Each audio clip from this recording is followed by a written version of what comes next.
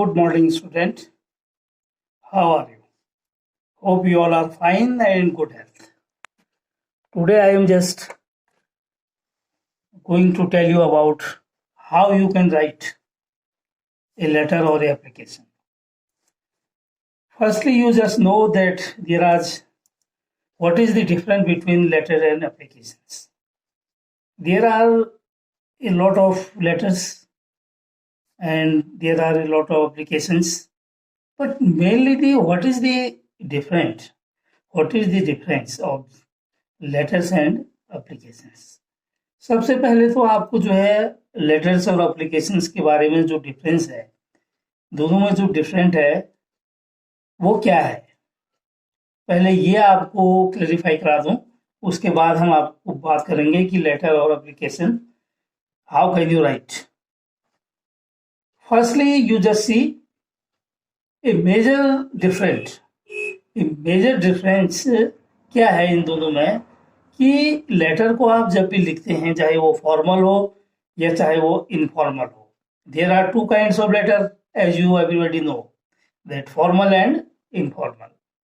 तो लेटर्स के अंदर कोई भी लेटर हो, फॉर्मल इनफॉर्मल कोई भी हो, पर्सनल हो ऑफिशियल हो, तो उसमें क्या होता है कि उसमें डेट ऊपर आती है, जहाँ की सेंडर्स का नाम लिखा जाता है या भेजने वाले का नाम या पाने वाले का नाम, वहां उसके नीचे आप डेट लिखते हैं। जबकि एप्लीकेशन जो होती है, पूरी एप्लीकेशन लिखने के बाद उसके नीचे डेट आती है। अब लेटर और एप्लीकेशन में ये तो एक मेजर जो है डिफरेंस है दोनों में। अब एप्लीकेशन क्या होता है कि एप्लीकेशन का मतलब होता है एप्लीकेबल। अब एप्लीकेशन को आप समझिए कि वो क्या चीज है। एप्लीकेशन आप क्यों लिखते हैं, किस लिए लिखते हैं? बेग ऑफ पार्डन, यानी कि एप्लीकेशन लिखने का मेन मकसद होता है कि you just want something from the other person, right. जैसे कि आप किसी से कोई कुछ आपको चाहिए, तो उसके लिए आप एप्लीकेशन लिखेंगे, उसमें आप पोलाइट रिक्वेस्ट लिखेंगे अपनी, वो भी पोलाइट लिखेंगे, यानी कि नम्र जिसको आप कहते हैं, पोलाइटली अगर आप रिक्वेस्ट करेंगे तो perhaps the receiver can help you, वो आपकी हेल्प कर सकता है। अगर if he did not want to help you, he refused. तो एप्लीकेशन जैसे मैं आपको फॉर द स्टूडेंट्स के लिए बताऊं, ज़्यादातर सभी क्लासों के बच्चों के लिए 6 to 10th या 12th कोई भी क्लास का बच्चा है, उसके लिए एप्लीकेशंस एक बहुत बड़ा रोल अदा करती है। उनके जो स्टडिंग लाइफ होती है, उनकी जो लर्निंग लाइफ होती है, उसमें वो लिखना 6 to 12 तक बच्चों को आना चाहिए। अब आप कैसे, जैसे मैं आपको आपके लेवल की एप्लीकेशन बताता हूँ। जैसे एप्लीकेशन लिखने का अपना अपना एक अलग अलग स्टाइल होता है, अपना एक अलग अलग मेथड होता है। Remember that this kind of metals, this kinds of things are not be learned. ये जो है याद नहीं किए जाते, क्योंकि एप्लीकेशन किसी भी टॉपिक पर आ सकती है, पैसेजेस किसी भी टॉपिक पर आ सकते हैं, लेटर किसी भी टॉपिक पर आ सकते हैं, और इतने टॉपिक्स को याद करना, लर्न करना, it is very impossible, it is very difficult for anybody. आप तो अपने आप को छोड़िए, वो तो हमें भी प्रॉब्लम होती है। अगर आपको कहा जाए, फॉर एग्जाम्पल, सिंपल से सिंपल मैं आपको बता रहा हूँ, उसी के बेस पर आप आगे चलते रहिए, you can find it out. अब जैसे you are a student of class 8th, you are a student of class 8th of this school so in so, जो भी स्कूल है। You are not feeling quite well from last 2 or 3 days, so you cannot attend the class for 2 days, 3 days. Then write a application to your principal for 2 days leave. So as you can say, it is a sick leave. Just I think so. तो सबसे पहले आप क्या करेंगे, ऊपर जो है left hand side में टू दी प्रिंसिपल, जिसको आप एड्रेस कर रहे हो, प्रिंसिपल हो सकता है, पुलिस कमिश्नर हो सकता है, टू दी मैनेजर हो सकता है, कोई भी हो सकता है, उसको आप लेफ्ट हैंड साइड में जाएंगे, वहाँ लिखेंगे। उसके नीचे आप अपने विद्यालय का नाम, स्कूल का नाम, कहाँ पर स्थित है, उसको भी इंडिकेट करेंगे। और उसके बाद लिखने के बाद डेट उसमें ऊपर नहीं आएगी। उसके बाद एक कॉलम उसका सब्जेक्ट का अगर आप लिख दो तो well and good, because it prove A charming thing for you. Subject आपने लिख दिया, सब्जेक्ट ब्रीफ होता है, छोटा होता है, तो उसमें आपने लिख दिया एप्लीकेशन फॉर 2 days लीव, उसको अंडरलाइन कर दिया।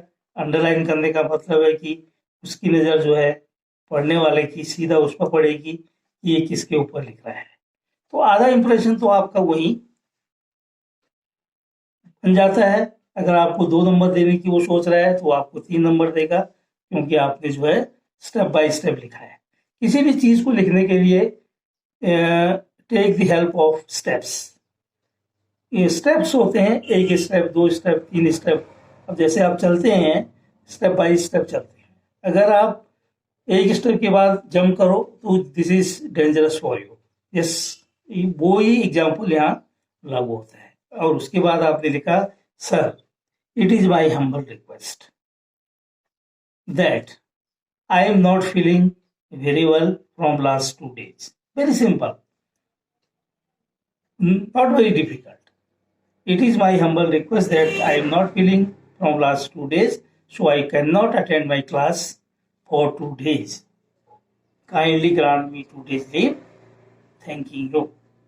फिर वहीं चले जाओ थैंकिंग यू के नीचे, वहाँ लिखने के बाद थैंकिंग यू लिखा आपने, उसके बाद डेट वहाँ लिखनी है जिस दिन आप उस एप्लीकेशन को डिस्पैच कर रहे हो, जिस दिन उसको आप दे रहे हो। योर्स फेथफुली, नीचे अपना नाम, क्लास, जो भी रोल नंबर होगा, जो भी है, you can write it. Do not write excess, इतना ही लिखो मैटर जितना की जरूरत है। शब्दों को बेवजह वाइट करने की जरूरत नहीं है, फैलाने की जरूरत नहीं है, ज़्यादा अननेसेसरी मैटर्स लिखने की जरूरत नहीं है। जो पूछा है उसको लिखिए, तभी आपके नंबर्स आएंगे। ठीक हो गया, ये तो हो गई आपकी एप्लीकेशन। अब आता है लेटर्स। लेटर्स में क्या है, जैसे लेटर्स अपने फादर को लिखा जाता है, अपने दोस्त को लिखा जाता है, किसी को भी अपने मदर को लिखा जाता है, अपने कजिन्स को लिखा जाता है। तो जैसे लेटर है, you are Mohan, living at 25 Nehru colony, Dehradun. Write a letter to your father telling him about your studies. Letter लिखना है अपने पिता को, अपनी स्टडी के बारे में बताना है कि मेरी स्टडी कैसे चल रही है और मैं क्या कर रहा हूँ। तो उसमें देखिए, आप ऊपर से लिखिए मोहन, जैसे आप मोहन हो, अगर मोहन आपका नाम दे रखा है उसमें यू आर मोहन, तो मोहन लिखना पड़ेगा। अगर मोहन नाम नहीं दिया है, कुछ भी नहीं दे रखा है, तो XYZ एग्जामिनेशन हॉल लिख के इसी से आप सबसे ऊपर से नाम, एड्रेस जो भी है, नीचे डेट, और माय डियर फादर या respected father, I am very please to receive your letter today. अब देखिए शब्दों को किस प्रकार से सीक्वेंस में रखा जाता है। I received your letter, today's mail, full stop, I am very please to know that you are in good health.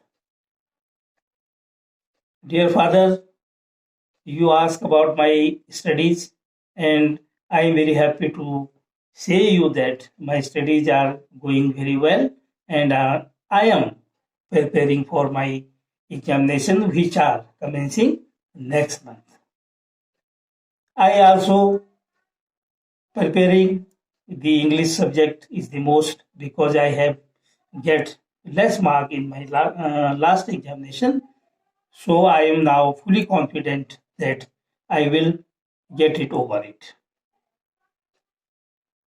उसके बाद लिखने के बाद दूसरा पैरा ले लो,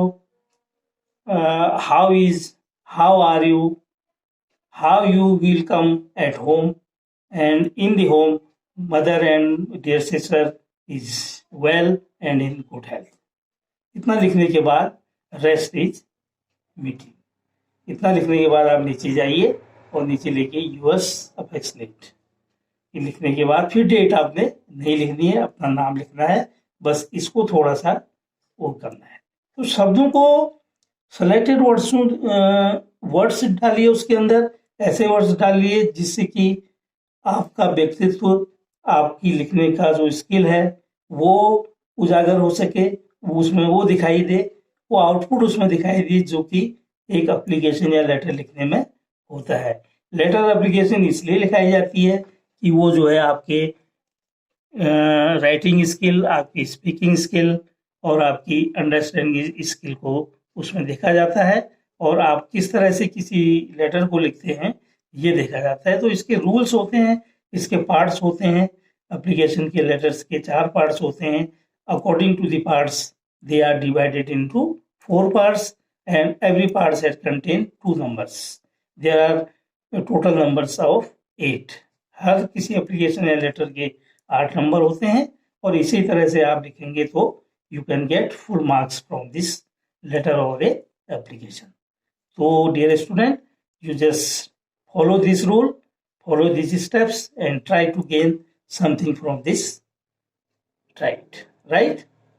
Okay, then goodbye.